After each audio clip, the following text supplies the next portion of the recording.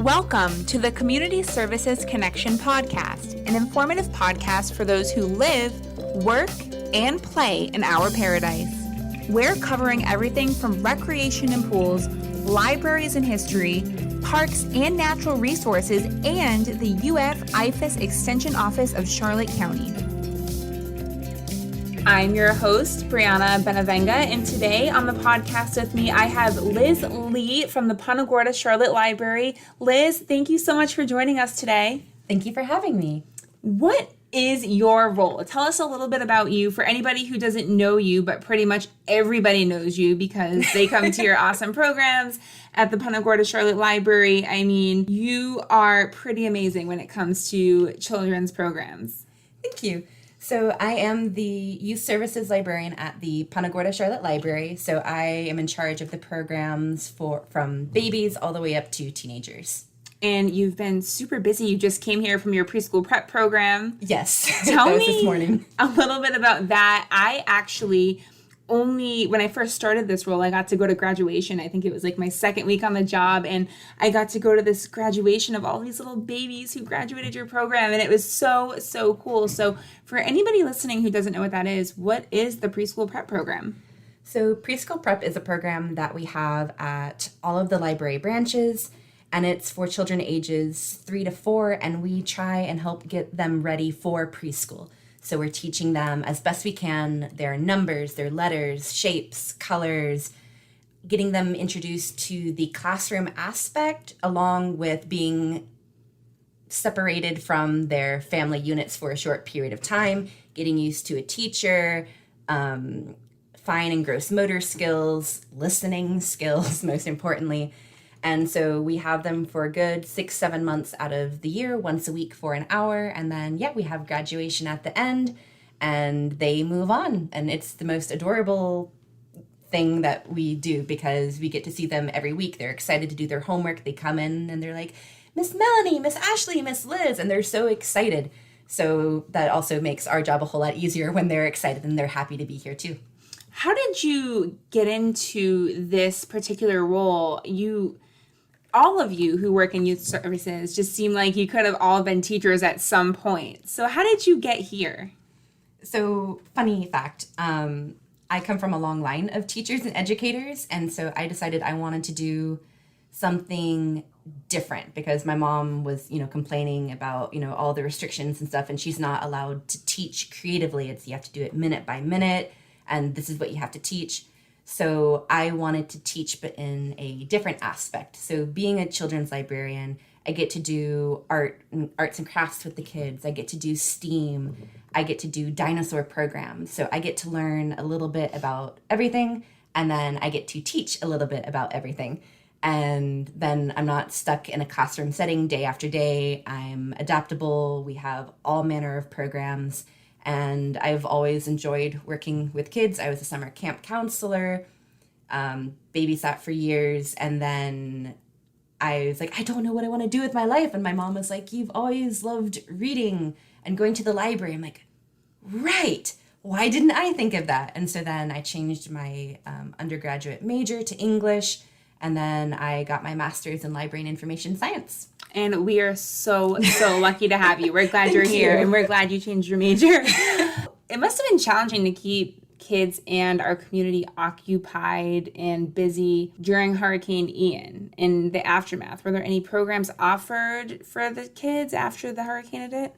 We tried to have some passive activities or craft kits that they could pick up and take with them. We had lots of coloring sheets set out.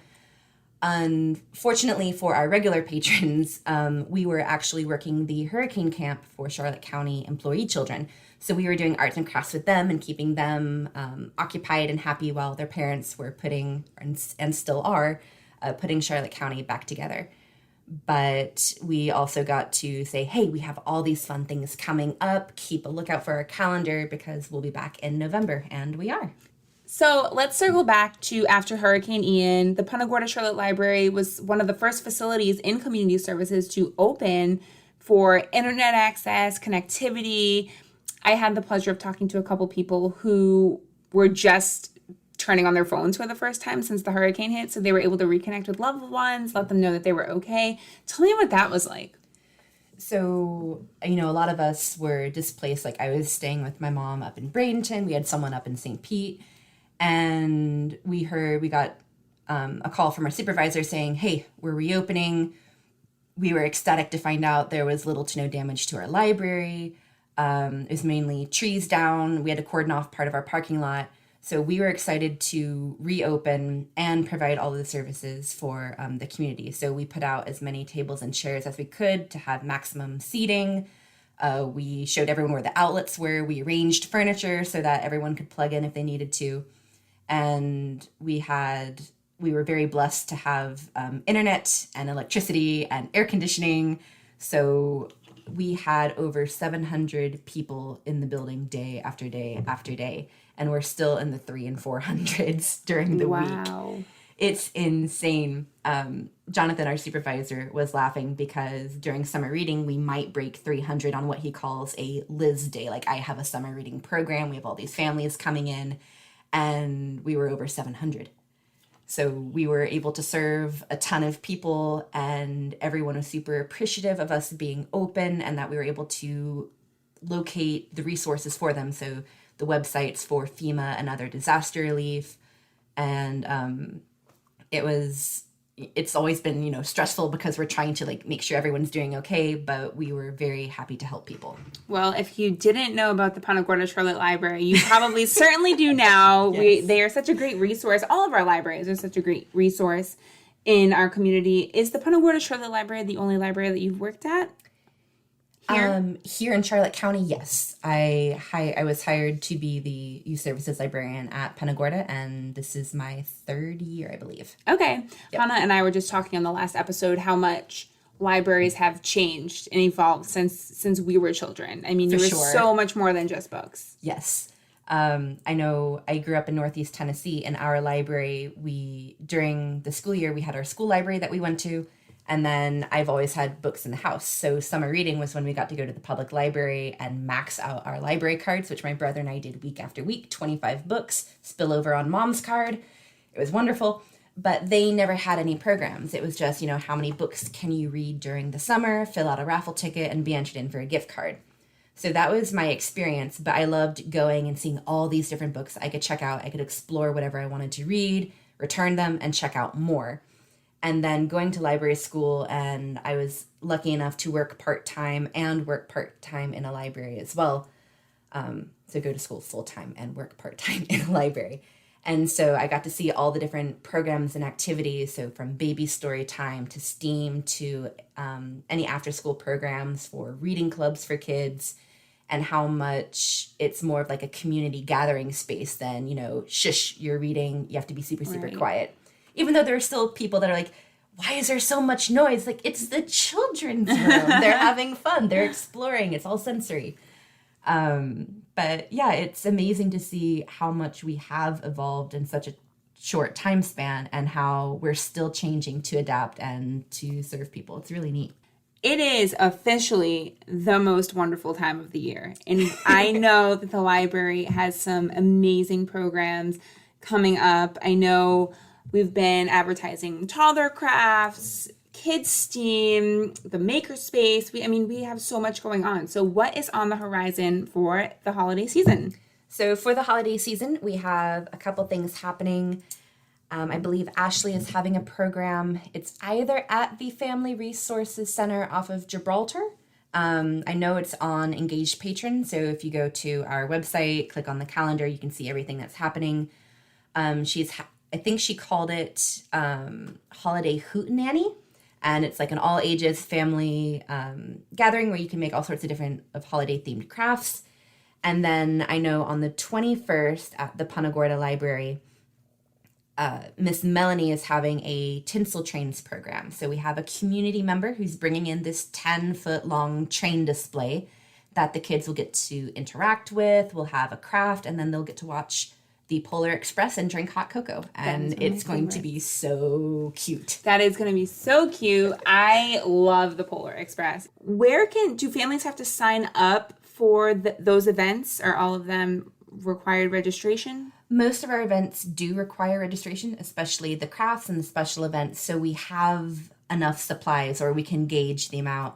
So like, for example, I had about 60 to 65 crafts prepared for my Dig and Dinos, which we had last Saturday in November 12th. Yes, November 12th. And we had 37 kids, so I had plenty left over. And so for a couple school visits that we're going to have shortly, it's something that's easy to hand out as a take-home craft. But we just want to make sure that we can, because we're limited on supplies sometimes, that we can serve the amount of people that are coming. So registration is required, but all events are free. Yes. And you don't need a library card, because we get that question a whole lot. It's like, no. You just sign up. We need first and last name, your phone number, email, and the age of the child, because different programs have different age requirements. So Toddler Craft, for example, is ages 1 to 4. Our STEAM program is 7 and up, and any of our teen crafts are 12 to 18. So we cater to the different age groups. And so when we're creating something, it's for that age group. So yes, an older child could come, but they might be like, that's for babies or something like that. So we try and have a little bit of everything for everyone. Okay.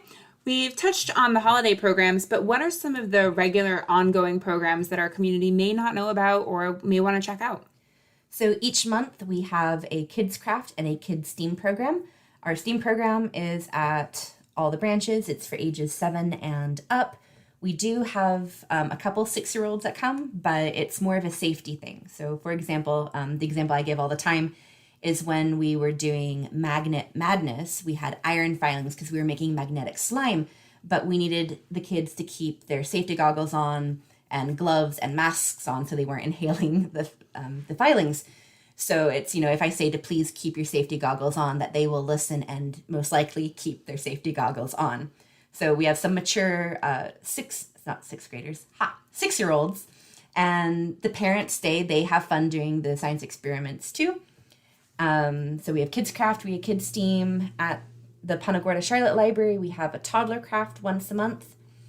Once a month, we also typically have our Catch 'em Card Club, which is for all of my Pokemon fans. We have had a lot of people asking about that. They're like, when is that coming back? Unfortunately, it will not be until later in December, because the one in November falls on the Friday right after Thanksgiving, and the library is closed.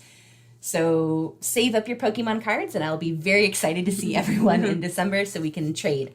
One recurring program that we have right now is called Witches and Wizards, which is our Harry Potter all ages program that we started in September when we had our house sorting.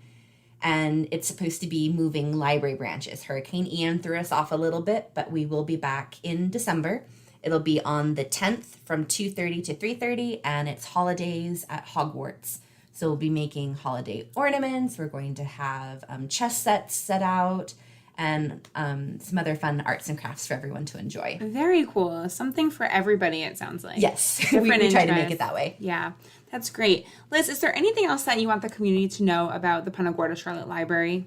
So we are one of the newest library locations. We are at 401 Shreve Street, so we're kind of right by the heart of downtown Punta Gorda.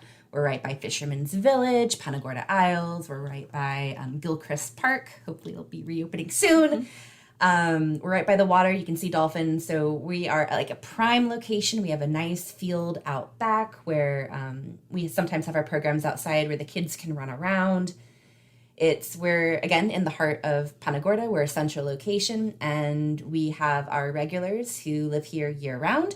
And we also have our snowbirds that come down for half the year, and we enjoy seeing their familiar faces. And we've had a lot of families move into the area. So we've been seeing lots of new kids, and they're excited to get their library cards and participate in the programs. So we'd love to see you and say hi. So feel free to swing by. And if you don't have a library card, we can definitely set you up with one. Absolutely. Liz, thank you so much for joining us today on the Community Services Connection podcast. And thank you for serving our community and delivering exceptional service always. For more information and for a full calendar on library programs, you can visit charlottecountyfl.gov/libraries. Thanks, Liz. Thank you for having me.